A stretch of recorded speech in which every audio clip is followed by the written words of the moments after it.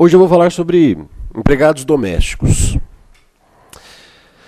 Essa alteração que nós tivemos, ela passa por um período histórico importante e eu queria conversar um pouco com vocês, não só especificamente sobre alteração, mas traçar alguns pontos históricos, estruturais, sobre o que é o trabalhador. O que é trabalho? Eu acho que essa é a pergunta crucial para a gente poder entender regulamentação legal para o trabalho. Porque o grande diferencial do conceito de empregado comum para empregado doméstico é a questão da atividade econômica. Eu preciso exercer uma atividade econômica para ser empregado? A minha atividade tem que estar inserida numa atividade econômica? Por isso, eu queria falar com vocês sobre uma pequena evolução histórica. De onde vem o trabalho? Até naquela concepção, que eu sempre brinco, os alunos falam: professor, além de dar aula, o senhor trabalha? Até hoje eu não entendi essa pergunta. Dar aula não é trabalhar? Não, professor, não, é fácil, é tranquilo, o senhor não sabe o meu trabalho. Então tá, quer trocar? Queridos, a gente está acostumado com essa ideia do trabalho ser algo relacionado a uma produção física.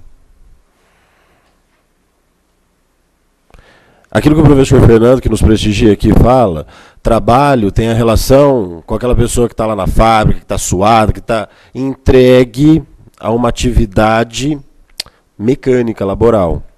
Só isso é trabalho? Historicamente, a primeira noção que nós temos de trabalho é uma grande divisão, lá na Antiguidade Clássica, na Antiguidade Oriental. Trabalho ser relegado, entregue àqueles que desenvolviam uma atividade de subserviência. Quem produzia arte, música, guerra, não trabalhava. Por isso que a ideia do trabalho hoje ainda tem um pouco desse histórico de ser uma produção mais física, braçal, manual. Intelectual parece que não é trabalho. Um ator, ele trabalha? Um músico, ele trabalha? A origem da palavra trabalho, para os gregos, é topoi, significa tortura. Para os romanos, é tripalium, é tortura. Ou pena, punição. Então vejam, trabalho é uma tortura. Não, professor, isso eu concordo, eu sei que é uma tortura. Por que punição? Por causa da origem da criação da humanidade. Quando Zeus cria o homem, ou Júpiter, né, dependendo do tipo de mitologia que nós falamos, ele cria o primeiro homem, chamado Prometeu. E ele dá de presente uma companheira chamada Pandora. E nesse mito da criação, que muitos conhecem, ele dá de presente uma caixa. E nessa caixa, o que ele coloca? Todos os sentimentos, todas as emoções dentro dessa caixa. Só que ele impõe uma proibição. Qual que é a proibição? Abrir a caixa. Aí você fala para uma mulher, ó, uma caixa de presente, mas você não pode abrir. O que a mulher faz? Imediatamente. Ela abre a caixa. E o que acontece com esses sentimentos todos? Eles se espalham pelo mundo. Prometeu, vendo aquilo, sai correndo e fecha a caixa. Dentro da caixa resta o quê? A esperança. Até aí nós conhecemos o mito. A esperança é o sentimento residual após uma turbulência de outras emoções. Só que a continuidade desse mito é a punição que é feita por Júpiter ou por Zeus para aqueles que descumpriram a sua ordem. A punição vai ser o trabalho. Porque você descumpriu a minha ordem mandamental, agora vocês vão trabalhar. A punição vai ser o trabalho. Nessa mesma linha, nós temos a Antiguidade Oriental com outros povos, não só os gregos e os romanos, agora os egípcios, os mesopotâmicos e o povo hebreu, que era escravo dos egípcios durante 400 anos. E a história da criação dos hebreus diz a mesma coisa. Deus, quando cria o primeiro homem, Adão significa homem, cria uma companheira, chamada Eva, significa mulher, e permite que os dois vivam no paraíso. Então, em princípio, eles não têm que trabalhar. Eles têm que usufruir de um espaço perfeito para eles. Só que eles têm uma proibição. Não podem chegar até o centro desse jardim e não podem se alimentar do quê? Todo mundo fala fruto proibido, representado por uma maçã. É o fruto do conhecimento do bem e do mal. Não é a maçã, não é o pecado. A ideia do pecado é a ousadia do homem querer ser igual a Deus. A ideia é essa. E vejam, quando a gente fala em descumprimento de ordem mandamental, tem sanção. A mulher chega até a árvore, ludibriada pela figura do mal, que é a serpente, ela se alimenta daquilo. Deus, sabendo, antes disso, ela se alimenta, chama Adão, fala, olha, quer um pouquinho? Ele, como um bom homem, fala o quê? Sim, senhora, isso, alguém já sabe. Falou certo. Eu aprendi assim, eu faço assim e dá certo, viu? Tem que falar sim, senhora. Minha esposa está aqui, ela sabe disso. Queridos, ele também se alimenta daquele fruto. Deus, sabendo disso, o que ele faz? Expulsa os dois do convívio do paraíso. E agora apresenta uma punição para o homem. A partir de agora, Adão, você vai trabalhar. O trabalho é a punição pelo descumprimento de uma ordem divina mandamental. Só não podia fazer aquilo. E foi aquilo que fez. Qual que é a única punição que o homem recebe? O trabalho. A expulsão do convívio com Deus. Mas isso é uma consequência. Falou, olha, aqui você não fica mais. Você vai para lá para trabalhar. E a mulher, qual que é a punição que ela sofre? Gastar o dinheiro, Ricardo? Como assim? Qual que é a punição da mulher? Dores do parto. Quando a mulher vai ter a criança, ela entra em quê? Isso, trabalho de parto. Trabalho indica sofrimento também. Então, historicamente, a gente tem essa visão do trabalho ser uma forma de punição pelo descumprimento de uma ordem divina. No segundo momento, após as antiguidades, a gente tem a evolução do trabalho na Idade Média, mas num aspecto de reclusão. Nessa fase, antiguidade clássica e oriental, quem que trabalhava então? Qual que era a conclusão que a gente tinha? Como era punição, nós tínhamos dois tipos de trabalhador. Os escravos e os servos. Mas todos tinham uma servidão obrigatória e não tinha nenhuma contraprestação. Ele tinha que trabalhar. Por quê? Ou porque ele tinha dívida. Então a forma de saldar a dívida que ele não tinha como saldar era com a venda da sua força de trabalho. E a segunda forma, povos conquistados. Por uma questão hierárquica social, aqueles inferiores, belicamente, eram conquistados e escravizados. Então nós temos os dois tipos de trabalhador, tanto escravos quanto servos. O que muda é a dinâmica social e econômica. Na Antiguidade Clássica, 100% de escravos. Na Antiguidade Oriental, como tem uma questão de produção social e econômica, especialmente no Rio Nilo, no Rio Tigre, no Rio Eufrates, a gente tem um regime de servidão. O trabalhador escravo, servo, presta serviços, mas ele fica com um pouco da produção. Mas isso não é salário, isso é sobrevivência. Só isso.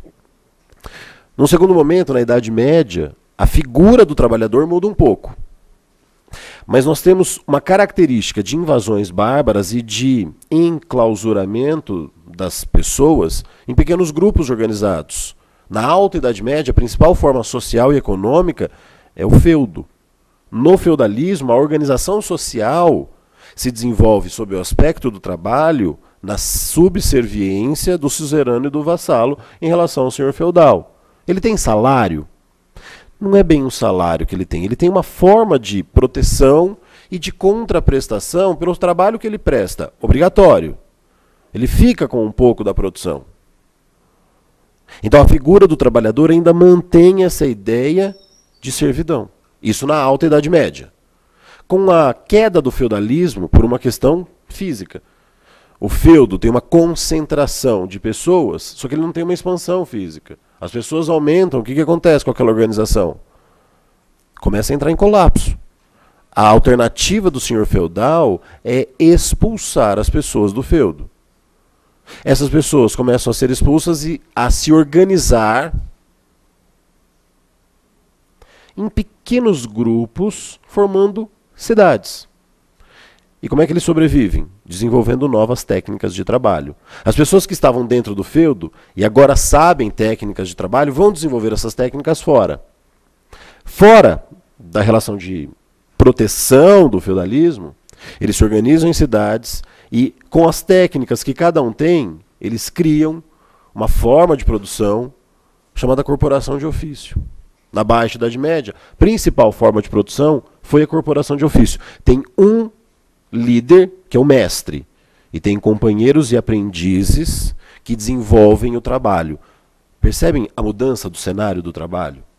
De uma coisa de escravidão, de subserviência, de punição, de inferioridade social, econômica, política. A gente começa agora a migrar para uma necessidade de sobrevivência que aquele que está inserido no meio social começa a ajudar o outro. Eu sei fazer um sapato, o outro sabe fazer a roupa, o outro sabe plantar. E nós começamos a produzir aquilo que a gente sabe e fazer regime de troca.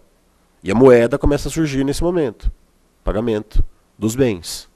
O trabalho muda de figura. Agora o trabalhador, ele começa a ser visto como uma pessoa que desenvolve uma atividade produtiva. Que tem uma finalidade fundamental. Sobrevivência, além da subserviência. Sobrevivência daquela nova estrutura que surge.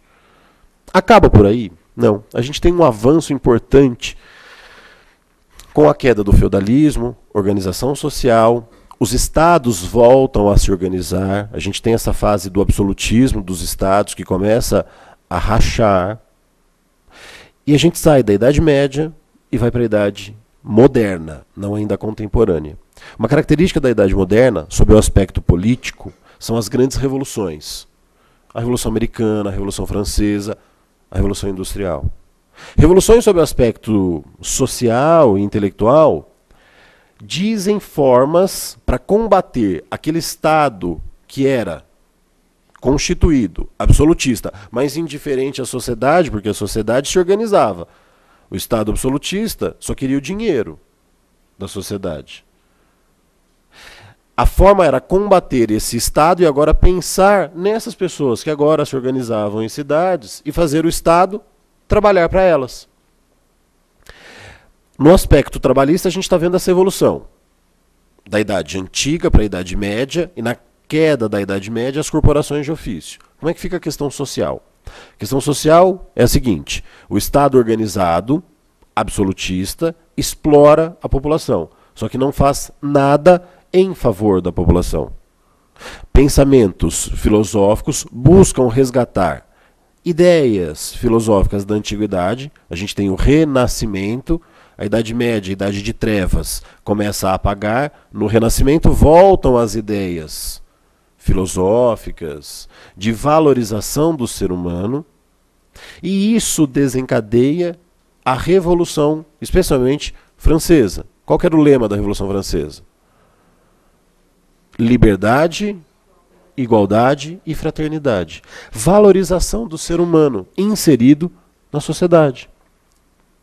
Revolução Americana também se vale desses pensamentos, é influenciada por esses pensadores, mas de um jeito um pouco mais tímido, porque tinha uma questão mais política, de estrutura física nos hoje, Estados Unidos. Mas o pensamento da Revolução Francesa influenciou muitos ordenamentos. E a gente começa a ver um movimento de inserção de direitos individuais nos textos constitucionais. Só que nesse mesmo momento, a gente vive uma outra revolução, que é a Revolução Industrial. Revolução Industrial tem uma característica. A máquina a vapor desenvolvida muda o cenário de produção. Aquela produção caseira da corporação de ofício, pequena, começa a se transformar numa produção em grande escala, porque eles usam o carvão para dar força motriz à máquina e aumentam de uma forma drástica a produção. Tem direito de proteção ao trabalhador que agora está inserido nessa nova figura chamada fábrica? Ele tem direito à jornada de trabalho? A gente nem sabia que aqueles trabalhadores até então trabalharam 8 horas por dia. Descanso semanal remunerado. Intervalo intrajornada e interjornada. Licença maternidade de 120 dias. Férias, com adicional de 1/3. 13º salário. Tem algum direito trabalhista? Os olhos do direito agora são voltados para cuidar dessa pessoa. Quem que é essa pessoa? Um novo sujeito que agora dá a vida para trabalhar para uma pessoa que ele nunca viu na vida, que é o dono da fábrica. A figura do trabalhador hoje veio da Revolução Industrial. Por isso que nós estamos muito voltados para achar que trabalhador é essa pessoa que desenvolve a sua atividade braçal dentro da fábrica. Agora, só ele é o trabalhador? Quando que ele começa a ter proteção jurídica? Na fase da Revolução Industrial, a gente tem a exploração social e econômica do trabalhador. Em 1891, uma encíclica é sinônimo de carta. Encíclica, escrita. E as encíclicas são escritas pelos líderes da Igreja Católica. Quando ele atinge o papado, ele escreve uma encíclica. O Papa Leão XIII, em 1891, escreve a encíclica Rerum Novarum. Coisas novas. Das coisas novas que estão acontecendo naquele momento da Revolução Industrial. Que coisas novas? Essa mudança de perspectiva social, econômica, de proteção do trabalhador. E ele começa a incitar a concórdia das classes. Empregador e trabalhador devem se organizar. Então, olhos voltados para esse tipo de trabalhador. E a legislação mundial, especialmente após a Primeira Guerra Mundial, com a Organização Internacional do Trabalho, começa a editar normas de proteção a esse trabalhador. Só que, historicamente, aquele que trabalha em casa é visto como trabalhador? No Brasil, a gente teve uma colonização portuguesa com a exploração. A primeira tentativa de exploração de mão de obra no Brasil foi com os índios. Não deu certo. Porque eles não se sujeitavam. Os portugueses, os espanhóis conseguiam até capturar os índios, mas eles não se sujeitavam à imposição. Uma outra forma, também com a expansão marítima, foi ir até a África e capturar negros. E trazer esses negros para o Brasil para serem trabalhadores braçais. Óbvio que a ideia da escravidão no Brasil veio antes da Revolução Industrial, que eu comentei com vocês. Mas vejam, a construção do trabalho no Brasil foi muito pautada sobre a escravidão. Eu tracei com vocês o cenário internacional do trabalho. No Brasil, tudo começa em 1500, 22 de abril de 1500, desembarcam as primeiras caravelas no Brasil. A história mostra que durante 322 anos nós tivemos exploração de mão de obra escrava no Brasil. Primeira tentativa com índios, logo em seguida com negros. Todos os tipos de trabalho eram produzidos, desenvolvidos por negros. Com a libertação dos escravos, o Brasil tinha estrutura para suportar essa mão de obra que era escrava, que era mal vista, não era nem vista como pessoa. Que é um exemplo de atrocidade. Deixa eu traçar só um paralelo. Sabe quando a gente estuda controle de constitucionalidade? Controle difuso, concentrado. A diferença, concentrado, realizado por uma corte. No nosso caso, no Brasil, o STF. E o difuso? pelos juízes singulares. Todo mundo pode realizar um controle de constitucionalidade. Todo mundo está acostumado com caso emblemático, 1808, Madison, juiz Marshall. Mas tem um caso anterior, dois casos anteriores, envolvendo legislação trabalhista, que analisa a submissão da norma trabalhista à Constituição, também nos Estados Unidos. Dois casos de trabalhadores que pedem direitos trabalhistas, que originaram essa concepção de direito de controle difuso de constitucionalidade. O primeiro deles, uma mulher que pede direitos trabalhistas iguais aos do homem. Como o pensamento filosófico era de igualdade entre homens e mulheres, a resposta da corte foi: como a nossa Constituição prevê a igualdade entre homens e mulheres e a possibilidade de negociação, mulher, vai negociar com seu empregador, você tem liberdade para isso. Deturparam a Constituição e jogaram um problema para a mulher.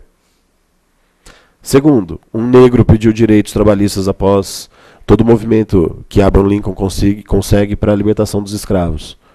A resposta da corte: negro não é gente, logo negro não tem direito. Amparado na Constituição, que atrocidade é essa?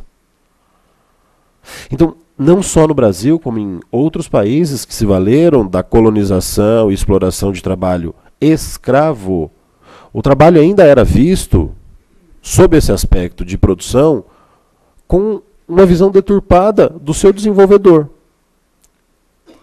Com a libertação dos escravos, com a valorização da condição humana, com o trabalho protegido legalmente, minimamente.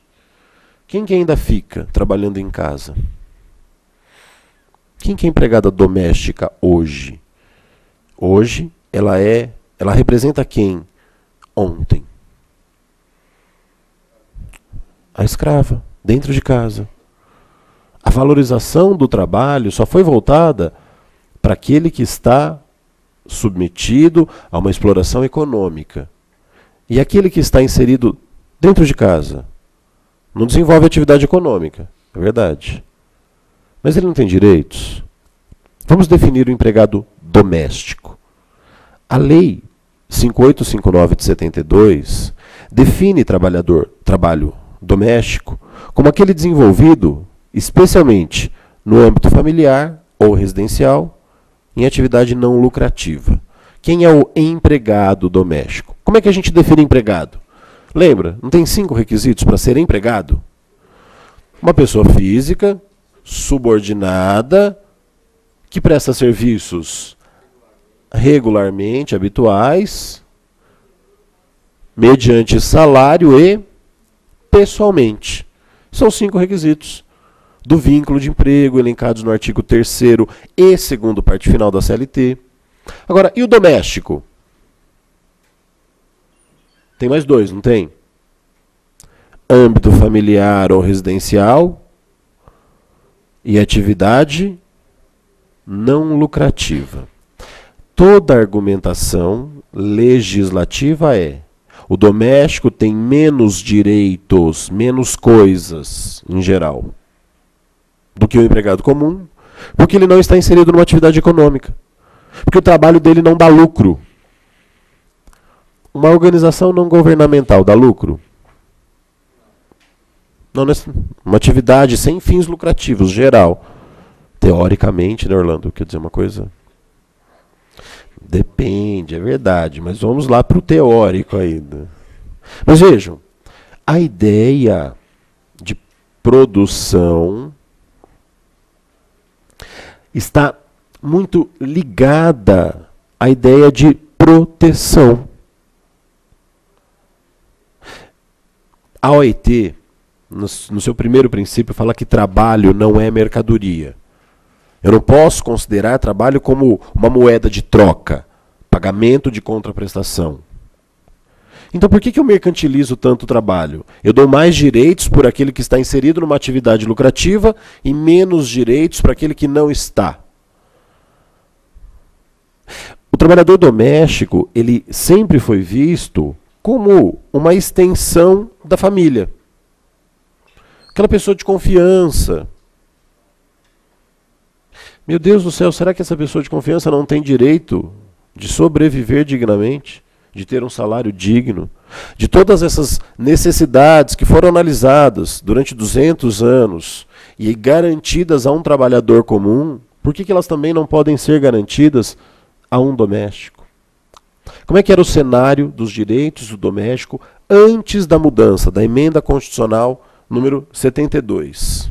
Antes, o parágrafo único do artigo 7º dizia: são assegurados à categoria dos trabalhadores domésticos os direitos previstos nos incisos 4, 6, 8, 15, 17, 18, 19, 21 e 24, bem como a sua integração à Previdência Social.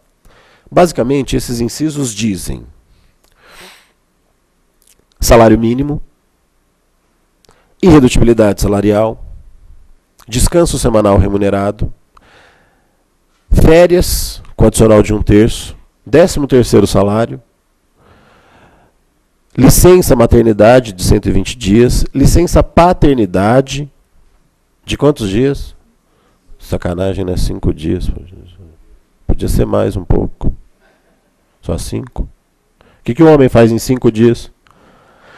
Leva a mulher no hospital, registra o filho com o nome que ela não quer e leva ela para casa. Fala, agora você cuida que eu estou indo embora. Queridos, deveria ser... Não, 120, que a mulher vai ficar louca. Com o marido em casa, 120 dias, fazendo o que? Nada, pedindo para ela cozinhar com a criança no colo. Né? Mas eu acho que minimamente a legislação deveria ser modernizada, porque a sociedade já não se modernizou. O homem sabe fazer trabalho doméstico. O homem só não sabe quando a mulher não ensina. Essa é uma verdade. Vocês sabem o que eu estou falando. Eu sei fazer porque minha mãe me ensinou. Se eu sei lavar, passar e cozinhar, é porque teve alguém que me ensinou. O homem não tem essa iniciativa. Agora, se a mulher cria o homem para não fazer nada disso, ele realmente nunca vai fazer nada disso. Por isso a licença paternidade não é só para esse auxílio mínimo. Deveria ser uma extensão, naquele momento que a mulher tem uma necessidade crucial de sobrevivência, a quarentena, que ela está extremamente debilitada, que ela precisa se recuperar, ela tem que ter uma pessoa ao lado. O homem tem que ajudá-la. A mãe dela vai ajudá-la, a mãe dele, a sogra, coitada da mulher. Porque sogra do homem é maravilhoso, sogra da mulher é o problema, né? Porque o filhinho querido está sendo judiado pela mulher. Vejam, 5 dias é a licença paternidade para qualquer trabalhador, inclusive para o doméstico. Ele também tem direito, eu falei 7, são 9 incisos, ao aviso prévio e aposentadoria. Então, até a emenda constitucional número 72, o doméstico tinha direito, basicamente, a essas 9 coisas. E houve, em 2006, alteração da Lei 5859 de 72, que inseriu 2 direitos básicos, mas muito vinculados à vontade do empregador por uma interpretação constitucional. O inciso 3º, inciso 3, falei errado, perdão, inciso 3, que fala do direito ao fundo de garantia, está elencado aqui? Não. Interpretação constitucional esse rol é taxativo. Eu não posso criar obrigação se no rol não tenho direito. Então dá para obrigar o empregador a dar o fundo de garantia para o empregado? Se não está no rol, não dá. O que o legislador fez? Colocou como facultativo o fundo de garantia. Se o empregador quiser dar, ele vai dar. E vinculado a isso, ele também colocou o direito que está previsto no inciso 2, seguro-desemprego. O doméstico tem direito ao seguro-desemprego? O cenário é antes da emenda 72 que eu estou falando. Tem direito ao seguro-desemprego? Está escrito na lei. Terá direito ao seguro-desemprego se ele for inscrito no regime do fundo de garantia e trabalhar como doméstico por 15 meses, nos últimos 24 meses, contados da data da dispensa. Então, olha só. O empregador recolhe 1 mês de fundo de garantia. 1 já é suficiente. Porque a lei fala, é estar inscrito no regime do fundo de garantia. 1. Inscreveu. Tem direito ao fundo? Ao seguro-desemprego? Ainda não. Eu tenho que analisar uma segunda coisa. Essa pessoa trabalhou como doméstico nos últimos 24 meses, por 15 meses, então não precisa ser contínuo. Pode ser 5, para mais 5, para mais 5. Então é trabalhar como doméstico por 15 nos últimos 24. Ok? Aí ele teria direito ao regime do seguro-desemprego.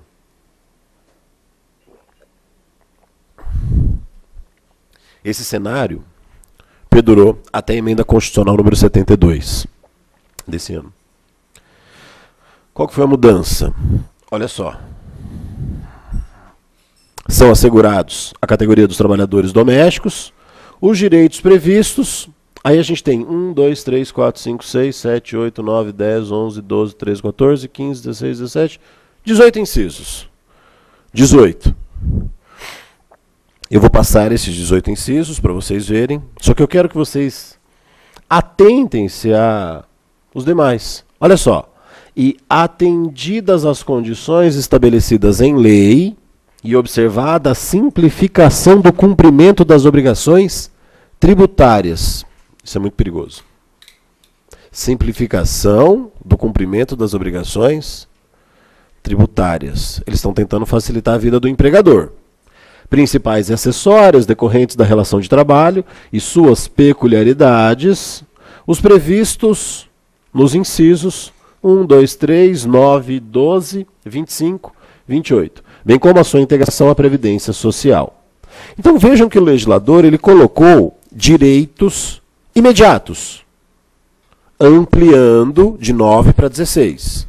Quantos incisos nós temos no artigo 7º que são garantidos ao trabalhador comum? Quantos incisos são? Quantos são? 34. 34. Para todos os trabalhadores, são 33 direitos. 33. Porque o 34º fala que o trabalhador avulso tem os mesmos direitos do trabalhador empregado. Quantos nós tínhamos para o doméstico? Dos 33, porque o 34º não conta. Tínhamos 9. E agora, imediatos? 16. Para totalizar os 25, a gente precisa do quê? De lei. O que eu estou tentando dizer? Não sei se os direitos foram tão ampliados assim. Vamos lá? O que o doméstico tem direito? Salário mínimo, ele já tinha. Irredutibilidade salarial, ele já tinha. Garantia de salário nunca inferior ao mínimo para os que recebem remuneração variável. Para o doméstico, não é uma... Vamos interagir com ele aqui. Para o doméstico, não é uma alteração significativa, porque a gente tem essa grande discussão. Qual que é a diferença de diarista e de doméstico? A frequência. A diarista é um tipo de trabalhador eventual. Ela vai, presta serviço, recebe e vai embora. Quantas vezes por semana precisa para ter o vínculo doméstico? Aí a gente tem um problema conceitual da própria lei. A lei que define o empregado comum fala de habitualidade. O que é habitualidade? Frequência. Quantas vezes por semana para ser habitual? Não, do empregado comum. Quantas vezes precisa? Uma vez já é suficiente. Eu dava aula numa faculdade, eu sempre conto isso aos meus alunos. Quinta-feira à noite, das 9 às 10, das 21 às 22h30. Só. Era a minha carga horária semanal. 1h30. Eu era empregado dessa faculdade? Era. A minha habitualidade era semanal, 1h30. E para o doméstico, é a habitualidade exigida pela lei? A lei fala em continuidade, é diferente. Então a legislação foi diferenciada para o doméstico. E a jurisprudência, aí sim, entende uma continuidade de 3 vezes por semana. Até 2 ainda se considera diarista. Sob aspecto jurisprudencial, a gente pode discutir. Porque vejam, 1 vez por semana dá habitualidade com certeza. Será que não dá continuidade? Meu Deus do céu, a mulher está 15 anos, toda quarta-feira. Se isso não é contínuo, o que é então? Não, vamos esperar mais um pouco, esperar ela morrer. O quê? Que é contínuo então, meu Deus? Só que a legislação, só que a jurisprudência entendeu essa continuidade. Por isso que a gente fala em salário variável, não é o caso. Só se for essa questão da transformação da diarista para a doméstica. Tá? O que mais? 13º salário. Também tinha. Proteção do salário na forma da lei, constituindo crime só retenção dolosa. Inovação. Não tinha isso. Interessante. O empregador, isso a gente vê vários casos. Eu lembro de um caso, foi um aluno que me contou, que sabe de uma história. A mulher, a empregadora, estabelecia o salário, só que falava, ó, eu só vou te dar R$300 por mês. O resto, eu vou guardar numa poupança que eu sei que você não cuida do seu dinheiro, então eu vou cuidar de você.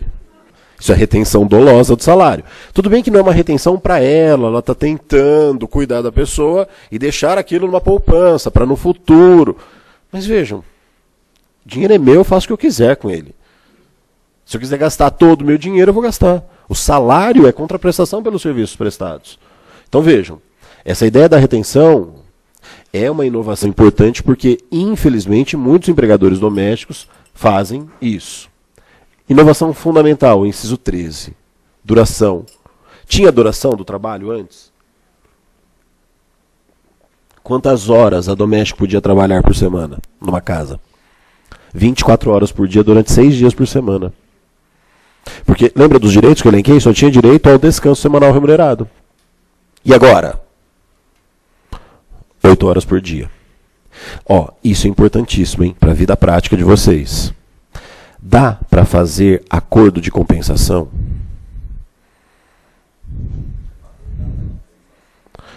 Cuidado, que existe diferença entre acordo de compensação e banco de horas. Súmula 80, anotem isso, súmula 85 do TST. O item 5 da súmula 85 fala: o banco de horas é necessariamente estabelecido por convenção coletiva. E o acordo de compensação? Pode ser individual. É o item 1 e 2 da súmula 85. Pode ser individual, a não ser que a própria norma coletiva disponha em sentido contrário, ou seja, haja uma proibição da norma coletiva. Mas mais para frente eu vou falar para vocês. Foi garantida a negociação coletiva, inciso 26. Foi garantida a doméstica. Então, doméstica tem direito... Nossa, eu estou sendo preconceituoso pra caramba, desculpa. O doméstico, parece só mulher, pode ser doméstica, né? O doméstico, gênero, pode ter direito a uma negociação coletiva? Pode. Então, dá para fazer acordo de compensação individual? Eu remanejo os dias da semana, os horários nos dias da semana. Então, eu quero que ela trabalhe como babá do meu filho de segunda a sexta, numa jornada um pouquinho maior, quase 9 horas por dia. Sábado e domingo ela não trabalha. Sábado no regime de compensação e domingo no descanso semanal remunerado. Posso fazer isso? Agora eu posso. Agora, cuidado. Não vai fazer banco de horas com seu empregado, porque isso pode gerar um problema no futuro. É uma transição. O TST ainda entende que banco de horas tem que ser negociado coletivamente. Então, o que eu digo? A convenção coletiva futura que virá dos domésticos, porque sindicato das empregadas domésticas nós já temos. O que agora é novo é sindicato dos empregadores, que também já tem. Eles provavelmente vão negociar e vão viabilizar o acordo de compensação, o banco de horas. E aí, viabilizando o banco de horas, aí eu posso estabelecer isso individualmente. Então, caso queiram, ou na vida pessoal, ou na vida profissional, advogando nesse caso, fazer acordo de compensação, ainda dá para fazer individualmente. Não vai fazer banco de horas, porque é diferente, né? Banco de horas eu vou acumulando. Então eu trabalho 10 horas todos os dias, para depois compensar. É diferente do acordo de compensação. Acordo de compensação é reestrutura a semana. Trabalho de segunda a sexta, 8 horas e 48 minutos, para não trabalhar no sábado, por exemplo. E banco de horas? Não. Banco de horas eu vou trabalhar a soma das jornadas semanais de um ano. Então, quantas horas o trabalhador trabalha em um ano? 2.200. Terminou um ano, tem que ter trabalhado 2.200. Se eu trabalhei mais, paga em hora extra. Se eu trabalhei menos, sorte minha. O empregador não pode descontar. Tranquilo? Então, acordo de compensação pode ser feito. Banco de horas só por negociação coletiva. Tá? Repouso semanal remunerado já era direito, preferencialmente aos domingos. E novidade, inciso 16, hora extra. A jornada é de 8 horas, e se exceder, recebe, no mínimo, é o texto constitucional, 50%. Sobre o valor da hora. Aí é simples. Se ela trabalha 220 horas, pega o salário, divide por 220, que é o fator de divisão, encontra o valor da hora. Sobre esse valor da hora, acrescenta 50% para cada hora extra que ela trabalhar, que ele trabalhar. Tranquilo? O máximo de 2 horas aí, a gente interpreta o texto da CLT aplicável ao trabalhador doméstico. Apesar da CLT falar que ela não se aplica ao doméstico, a gente precisa de uma regulamentação mínima, então fala em hora extra, 2 horas excedentes por dia, 2 horas no máximo. E se trabalhar mais do que isso? É aquela regra que a gente também aplica para o empregado comum. O empregado nunca vai deixar de receber. Só que o empregador pode ser punido administrativamente, multa do Ministério do Trabalho. Na prática, não vai ter fiscalização. Já não tem fiscal para fiscalizar a empresa, como é que vai fiscalizar casa? Não tem, ainda não vai ter. Mas numa situação de uma ação, uma reclamação trabalhista, tudo bem. Tá? O inciso 17 fala de férias. Férias também nós já tínhamos. E cuidado, meu Deus do céu, mudou em 2010. Tem gente que ainda não se lembra disso. Quantos dias de férias o doméstico tem? Tinha 20 dias úteis. Em 2010 mudou para 30 dias corridos, igual o empregado comum. Então, esse direito já era garantido constitucionalmente e já tinha sido alterado infraconstitucionalmente desde 2010 para o doméstico. Tá? Às vezes a pessoa se confunde, né? Até ministro se confunde com isso, mas a gente sempre procura reafirmar isso. Tá?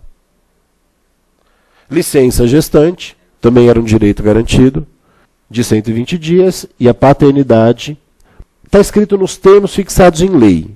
Só para relembrar, porque eu falo 5 dias, e aí o aluno vai ver lá na CLT, falou 1 dia. Fala, professor, e agora? O senhor falou 5? Então, o ADCT fala que até que seja regulamentada essa lei, fica garantido a licença paternidade de 5 dias. Então pode ser que mude. Uma coisa que é boa e que o legislador fez, se a legislação mudar para o empregado comum, também já vai mudar para o doméstico. Então é de 5, mudando, sendo mais, menos não vai ser, também vai afetar o doméstico. Tá? Aviso prévio. Aviso prévio já era uma garantia. E eu já dei uma palestra aqui também nessa casa sobre aviso prévio. Uma coisa que eu queria lembrá-los. O aviso prévio proporcional ao tempo de serviço foi alterado na CLT. Olha o problema estrutural que nós temos. A CLT é aplicável aos domésticos? Diz a própria CLT no artigo 7º, linha A. Não. A CLT fala, eu não me aplico ao doméstico. O doméstico tem direito ao aviso prévio proporcional? A Constituição fala que sim. E agora? O Ministério do Trabalho soltou uma norma regulamentadora dizendo que esse dispositivo constitucional regulamentado pela CLT é aplicável também ao doméstico. Então, o trabalhador doméstico tem direito àquele aviso prévio proporcional que vocês já sabem, já estudaram. Lembra? E aí, o Ministério do Trabalho também interpretou a progressão. Até 0 ano, 30 dias. Mais 1 ano, mais 3 dias. Mais 2 anos, 6. 3, 9. E assim vai. Até quantos? 20 anos de trabalho que dão 90 dias de aviso prévio. 20 anos excedentes, 60. Mais 30, que é o mínimo que ele tem direito. Tá? O doméstico também tem esse direito, isso desde 2012, com a norma regulamentadora do Ministério do Trabalho. Redução dos riscos inerentes ao trabalho é uma inovação importante, mas a gente ainda não vai ter a efetividade da fiscalização. Quer local que tem mais acidente do que em casa? eu sou muito atrapalhado, eu caio muito, E em casa é um local que eu aproveito para extravasar isso. Gente, é natural, assim, a mulher está subindo mais. Uma coisa que me dá desespero é olhar pelos prédios afora, e ver aquela empregada pendurada no 24º andar, limpando a janela do lado de fora. Ela está fazendo rapel? O que ela está fazendo? Não, ela está limpando a janela. Meu Deus do céu! Você vai cair, minha filha. Vejam, o empregador, isso é um exemplo assustador, mas o empregador tem que tomar medidas de segurança para o seu trabalhador doméstico em casa. Colocar antiderrapante em rampa, em escada, sinalizador em vidro. É meio doido, né? A casa vai ficar feia. Problema seu, você quer ter empregado doméstico, você vai ter que adaptar a sua casa às normas de segurança de um empregado comum. O doméstico está lá todos os dias trabalhando. Reestruturar a casa como se fosse uma ideia de uma empresa. Eu tive uma aluna que sofreu um acidente gravíssimo. Sempre que eu tenho essa oportunidade eu conto. Ela estava... Isso não empregada doméstica, numa empresa, para vocês verem a gravidade. Foi até uma situação constrangedora para mim, que ela veio contar a história, eu achei que ela estava brincando, eu ri. Ela estava com o braço assim, né? Falei, nossa, o que aconteceu? Ela falou, eu sofri um acidente. Falei, como? Escorreguei num clipe. Eu ri. Eu achei engraçado, né? Ela olhou assim com uma cara de, meu Deus, você é um idiota, professor. Eu falei, o que aconteceu? É sério isso? Ela falou, professor.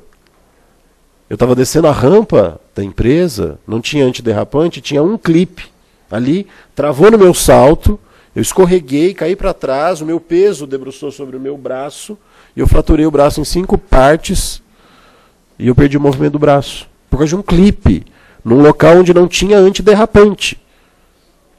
Que é a irresponsabilidade maior do empregador. O empregado tem direito à proteção dos riscos. O empregador doméstico, a partir de agora, tem que cuidar disso. Tá? Aposentadoria já era direito. Novo direito, como eu já comentei, reconhecimento das convenções coletivas, é um novo direito. Proibição de diferença de salários por exercício de função, critério de admissão por motivo de sexo, idade, cor, estado civil, é um novo direito. Proibição de qualquer discriminação no tocante a salário para o portador de deficiência e proibição de trabalho noturno, perigoso, insalubre. Aí é a questão da idade, que não tinha limitação de idade. Hoje, trabalhador doméstico tem que ter quantos anos? 18. 18. E, se não trabalhar com atividade perigosa, insalubre, ou noturna, pode ter 16. Menos que isso? Não pode. Professor, não pode na condição de aprendiz?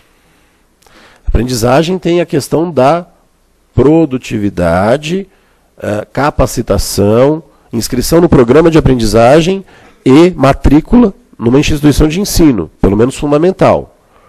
É uma discussão um pouco mais profunda. Em princípio, não. Depende do tipo de atividade doméstica que eu posso tentar considerar o aprendiz. Hoje, a visão é 16 anos. Tá? 16 anos. Agora, o que está pendente de regulamentação? Para ver se vocês sentem um pouco da frustração que eu senti quando eu vi essa norma. Mudou muita coisa? Aumentou proteção de discriminação, proteção de retenção de salário, valorização do ambiente de trabalho. Fundamental, importantíssimo. Mas a gente também quer ver aquelas conquistas diretas, imediatas. Tem proteção contra a dispensa sem justa causa? Diz a Emenda Constitucional 72. Tem. Só que ainda não. Vamos esperar a lei. A lei... Vejam, o empregado comum hoje pode ser dispensado sem justa causa? Eu gosto de fazer essa pergunta, pode? Posso mandar ele embora? Por justa causa. E sem justa causa, eu posso? Eu não tenho que fazer nada? Eu tenho que pagar os 40% do fundo de garantia? Se eu posso, por que eu tenho que pagar esses 40%? Porque não pode. Isso. Porque eu não posso E se eu fizer, aí a lei me impõe uma punição. Se eu faço uma contrariedade à lei, eu posso bater no carro do Dr. Cláudio? Fisicamente eu posso. Agora, se eu fizer isso,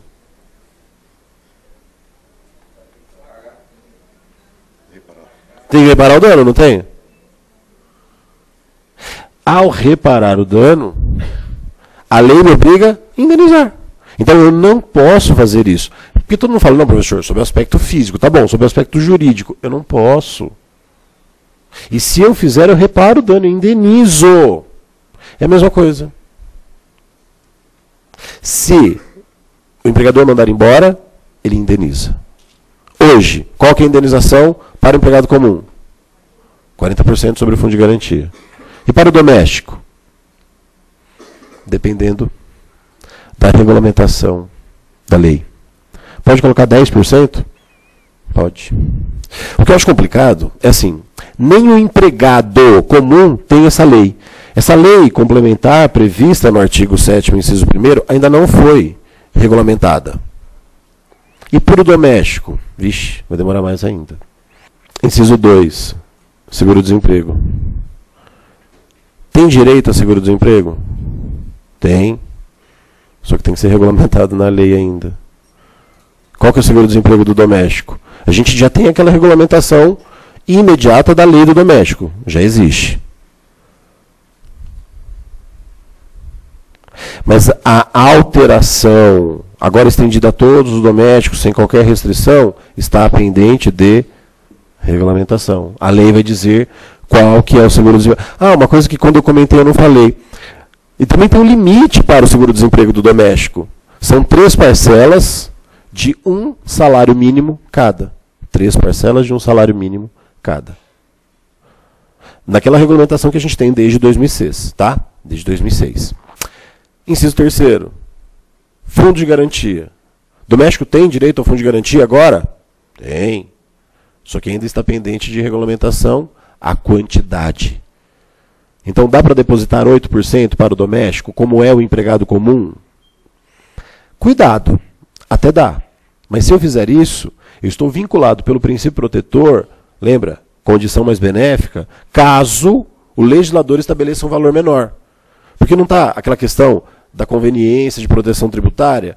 Se o legislador falar que é 0,5%, é um absurdo. Mas já teve essa proposta no Congresso. Já teve essa proposta, é um absurdo 0,5%. Vai dar menos do que um mês do empregado comum. O empregador que já deu os 8%, pode reduzir para meio? Não, condição mais benéfica, não reduz mais. Não estou defendendo o empregador, estou falando do aspecto legal e doutrinário do direito do trabalho. Tá? Remuneração do trabalho noturno superior ao diurno. Tem direito? Tem. Qual que é a porcentagem? Não sei, ainda não veio. Então dá para aplicar os 20% do empregado urbano?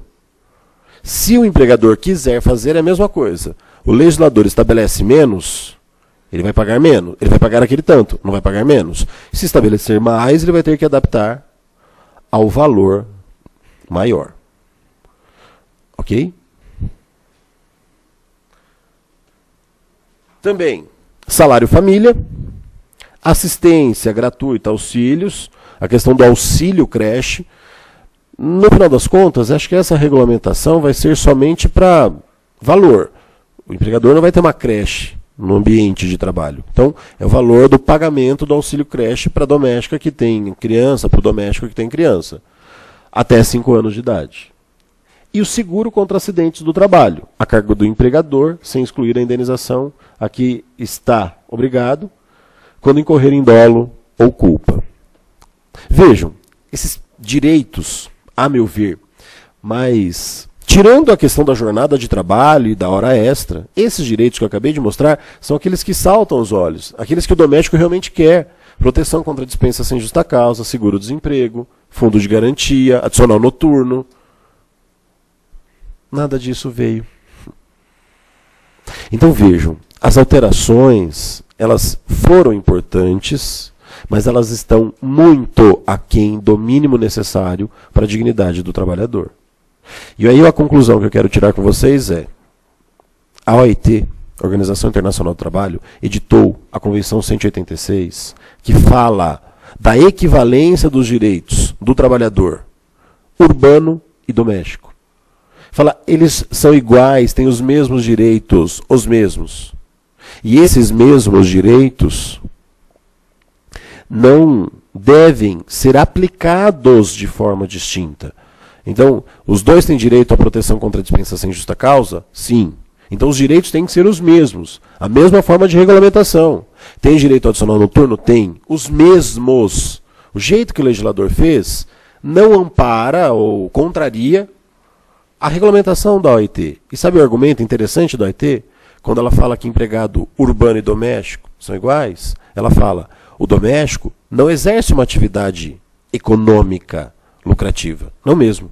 Mas ele é o verdadeiro facilitador dessa atividade.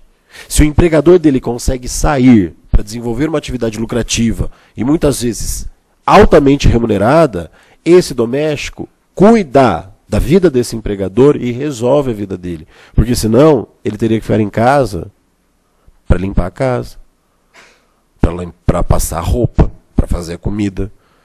O doméstico é, sim, uma pessoa que está inserida indiretamente na atividade econômica. E é um verdadeiro facilitador e organizador dessa vida. Por isso, ele deve ser, sim, valorizado como qualquer outro empregado. Ele tem a mesma característica. Ah, professor, vai ficar muito caro. Então não tenha. É verdade. Ué, eu não tenho. É uma escolha. Se você tem, você valoriza ao máximo, porque ele é uma pessoa que tem os mesmos direitos de qualquer outro trabalhador. A conclusão que eu quero tirar com vocês, depois de toda essa evolução histórica do trabalho, definição de empregado doméstico e apresentação dos direitos domésticos, é a valorização do trabalho como um todo. Trabalho é produção, desenvolvimento pessoal, de dentro para fora, individual e coletivo. Trabalho é aprimoramento. Trabalho é alegria. Trabalho é felicidade. Trabalho é valorização da condição humana, da dignidade da pessoa humana. Tudo isso é trabalho.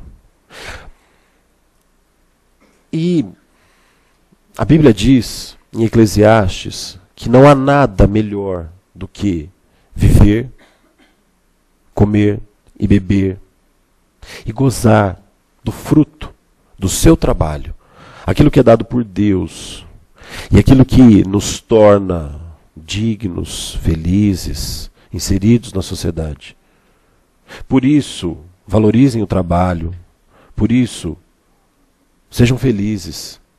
Por isso, vejam que essa atividade essencial à vida humana, que é o trabalho, ela deve ser vista como a essência para todos nós vivermos em sociedade, para todos nós prosperarmos como pessoas e para todos nós atingirmos o objetivo que é uma vida digna. O ideal de justiça social, valorização da condição humana e projeção para o futuro.